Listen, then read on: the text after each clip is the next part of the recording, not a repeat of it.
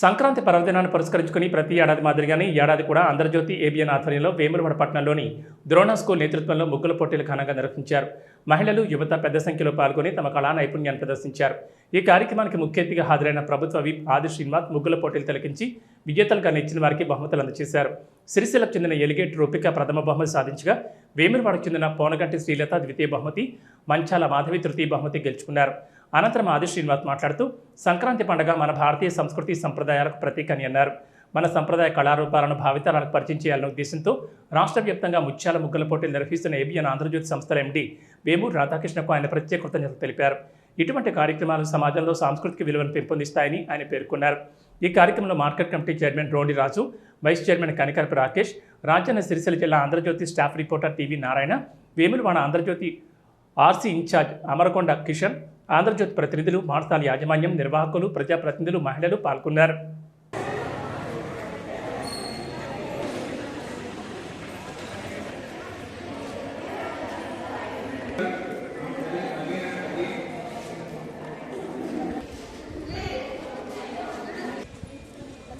Right ఇప్పుడు అవుతారే right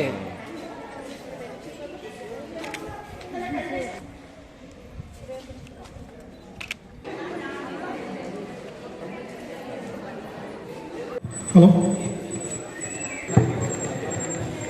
P. Srilata, P. Srilata, P. Srilata, P. Srilata, and the first prize goes to E. And we have chosen the 5 consolation prize. The first consolation prize goes to వి అనిత విప్పుగా అందజేస్తుందని కోరుతున్నాను.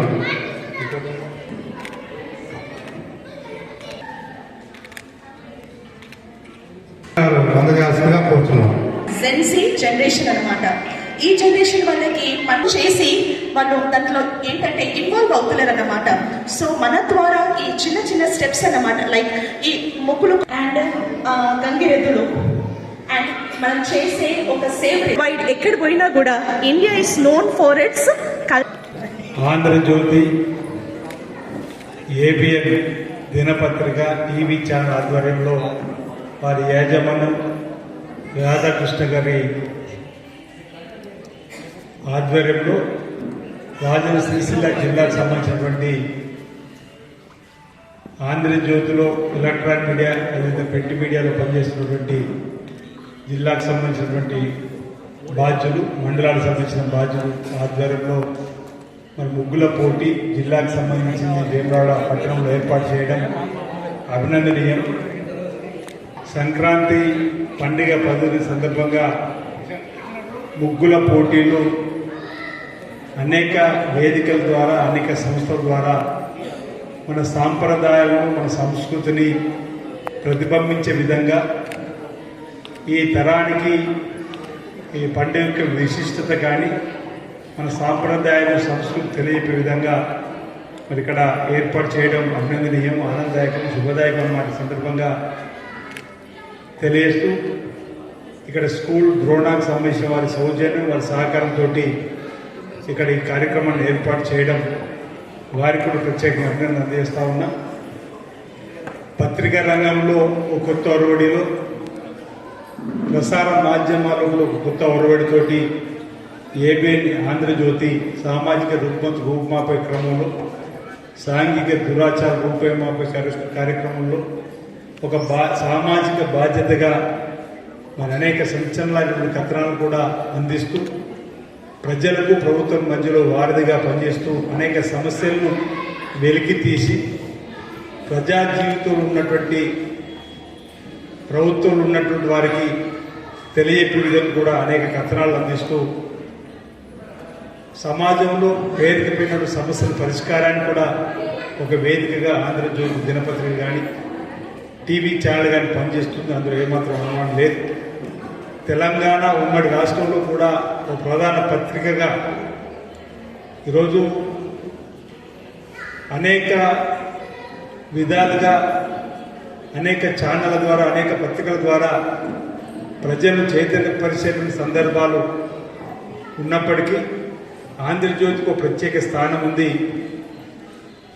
అలాంటి పత్రిక కేవలం మేము సామాజిక రూపుమాపే కార్యక్రమమే కాకుండా సాంఘిక దురాచార రూపుమాపే కార్యక్రమం కూడా మన కల్చర్ను కూడా కాపాడేటువంటి పండుగలు వచ్చినప్పుడు అందులో కూడా పాలు పంచుకొని అందులో కూడా ఆ సాంప్రదాయాన్ని మరింత ముందుకు తీసుకుని పోయే విధంగా ఇలాంటి కార్యక్రమాలు ఏర్పాటు చేయడం, ముగ్గుల పోటీలకు సంబంధించి ఉదయం 10 నుంచే మరి చాలా సుదూర ప్రాంతాల నుంచి కూడా వేములవాడకు వచ్చినటువంటి మహిళా తల్లులు తమలో ఉన్నటువంటి సృజనాత్మక వెలికి తీసుకునే విధంగా వారిలో ఉన్నటువంటి ఆలోచనను చుక్కల ముగ్గు ద్వారా చూపిస్తూ సమాజాన్ని చైతన్యం చేసేటువంటి ముగ్గులను, ఆధ్యాత్మిక చింతను ప్రతిబింబించేటువంటి ముగ్గులను, విద్యను వెనుకబడిపోకుండా ముందుకు తీసుకొని పోవడం అక్షరాస్యత అవసరమనేటువంటి తీరును, ఆధ్యాత్మిక చింతనలో ఒకరు వెంకటేశ్వర స్వామి ఆలయాన్ని గోపురాన్ని కానీ లేదంటే కొందరేమో రాజరాజస్వామికి సంబంధించిన ఆలయాన్ని, ఈ విధంగా రకరకాల ఓ చిన్నారి 6వ తరగతికి సంబంధించిన అమ్మాయి కూడా ముగ్గు వేసే క్రమంలో మరొక దగ్గర ఈ వయసులో ఉన్నటువంటి వాళ్ళ ముగ్గులు వేస్తలేరు, ముగ్గులు వేయాల్సిన ఆవశ్యకత ఉందని చెప్పని ఆడతల్లి ముగ్గు వేసి ఒక మహిళా తల్లి ముగ్గు వేసేటువంటి చిత్రాన్ని కూడా, అంటే ఒక్కొక్క ముగ్గులో ఒక్కొక్క విశిష్టత కనిపిస్తుంది. అంటే అందులో ఉన్నటువంటి ఆలోచనలు వాళ్ళు చెప్పేంత వరకు కూడా తెలియని కొన్ని ఉంటే వాళ్ళు చెప్పకముందే కొన్ని కనిపించే విధంగా పక్కనే మామిడిపల్లి సీతారామచంద్ర స్వామి దర్శించుకొని వచ్చినట్టు ఆ స్వామి ఆలయాన్ని ప్రతిబింబించే విధంగా కూడా వేసినట్టు కూడా చూసినాం. అంటే మన ఆలోచనలు ఏ రూపంలో అయినా బయట ప్రపంచానికి చూపెట్టడంలో, మన సాంప్రదాయాన్ని చూపెట్టడంలో రకరకాలు మనం చూపెట్టే దానిలో ఈరోజు చుక్కల ముగ్గు ధరకు చూపెట్టడం మరి చాలా అభినందనీయం. మరి ఇందులో మొదటి బాబు తోలకొచ్చిందో, రెండో బాబు తోలకొచ్చిందో, మూడో బాబు తోలకొచ్చిందో వాళ్ళందరికీ కూడా శుభాకాంక్షలు తెలియజేస్తూ కోసం పాల్గొన్న వాళ్ళందరికీ కూడా కన్సెషన్ కోసం ఇస్తారేమో.